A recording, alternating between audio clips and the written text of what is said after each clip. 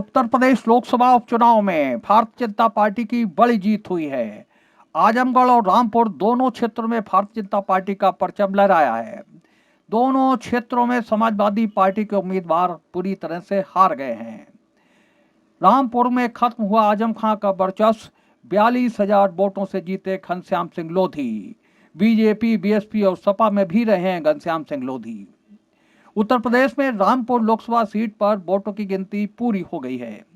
कभी समाजवादी पार्टी के विधायक आजम खां का गढ़ रहे इस लोकसभा सीट पर उपचुनाव में बड़ा उलटफेर हो गया है। यहां बीजेपी प्रत्याशी घनश्याम सिंह लोधी ने सपा प्रत्याशी आसिम रजा को हरा दिया है। घनश्याम सिंह लोधी ने सपा प्रत्याशी को 42,048 वोटों से हरा दिया है। रामपुर उपचुनाव में यूं तो टक्कर बीजेपी और समाजवादी पार्टी में थी, लेकिन यहां आमने सामने थे आजम खां के दो शागिर्द। ये दो नेता हैं आसिम रजा और घनश्याम सिंह लोधी। आसिम रजा समाजवादी पार्टी से चुनाव लड़ रहे थे, तो घनश्याम सिंह लोधी भगवा खेमे का प्रतिनिधित्व कर रहे थे। इन दोनों ने ही आजम खां की छत्र छाया में अपनी अपनी सियासत को आगे बढ़ाया और सूबे की राजनीति में अपना मुकाम हासिल किया।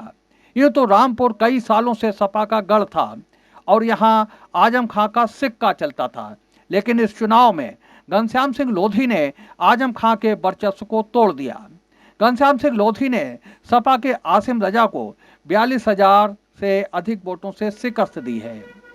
घनश्याम सिंह लोधी ने अपनी सियासी जिंदगी हर पार्टी के साथ प्रयोग करके आगे बढ़ाई। उन्होंने राजनीति तो बीजेपी के साथ शुरू की, लेकिन बीच बीच में उनकी सियासी जिंदगी में फटकाव आता रहा। बीजेपी के बाद घनश्याम सिंह लोधी बसपा में गए। लोधी 2009 में बसपा से रामपुर सीट पर लोकसभा का चुनाव लड़े, मगर हार गए। इसके बाद वे कल्याण सिंह की पार्टी में पहुंचे। फिर 2011 में समाजवादी पार्टी का दामन थामकर आजम खां के करीबी बन गए। उत्तर प्रदेश की राजनीति में आजम खां और घनश्याम सिंह लोधी की खूब छनी।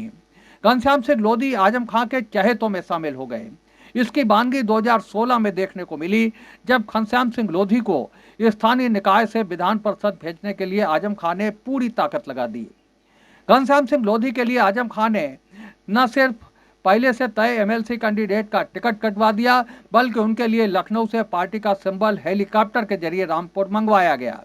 तब घनश्याम सिंह ने अपना नामांकन किया था। विधान परिषद का सदस्य बनने के बाद घनश्याम लोधी आजम खां के गुड बुक्स में आ गए, उनके राइट हैंड बन। लेकिन जैसा कि राजनीति में होता है, समय बदलने के साथ साथ आजम खां और घनश्याम लोधी के बीच दूरियां बढ़ने लगी।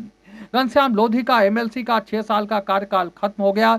इससे ठीक 2 महीने पहले 2022 के शुरुआत में घनश्याम लोधी बीजेपी में शामिल हो गए।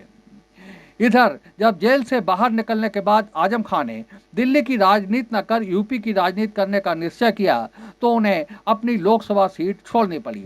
इसके बाद रामपुर सीट पर उपचुनाव करवाने की जरूरत पड़ी। बीजेपी ने इस मौके को भुनाया और घनश्याम लोधी को इस सीट पर सपा के खिलाफ उतार दिया। इस सीट पर उनका मुकाबला सपा के उस कैंडिडेट से हुआ जिसे आजम खां ने खुद चुना था। हम बात कर रहे हैं आसिम रजा की। पूरे चुनाव के दौरान आजम खां और घनश्याम लोधी ने मर्यादा बनाए रखी और एक दूसरे के खिलाफ व्यक्तिगत प्रहार करने से उम्मीद है आपको हमारी ये खबर पसंद आई होगी। आप इसे लाइक करें, अपने दोस्तों के साथ शेयर करें और कमेंट करके अपनी प्रतिक्रिया बताएं। अगर आप पहली बार हमारा चैनल देख रहे हैं तो चैनल को सब्सक्राइब करना ना भूलें। यही निवेदन आपसे है।